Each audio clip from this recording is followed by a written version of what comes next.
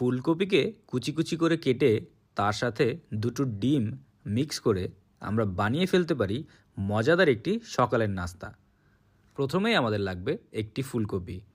অবশ্যই ফুলকপিটি ফ্রেশ হতে হবে। তো পিছনের অংশটি কেটে আমি পাতাগুলো আলাদা করে দিব। এরপর এই ফুলকপিকে 4টি ভাগে কেটে নিব। তারপর এই ফুলকপিগুলোকে আমি ভালোভাবে ধুয়ে নিব।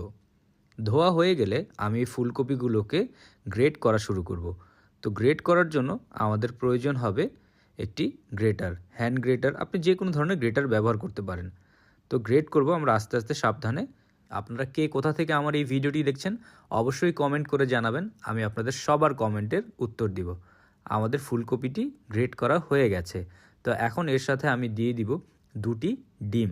আপনারা চাইলে আরও বেশি ডিম ব্যবহার করতে পারেন। তার সাথে দিয়ে দিব ধনিয়া পাতা, কাঁচামরিচ আপনি আপনার স্বাদ মতো দিতে পারেন।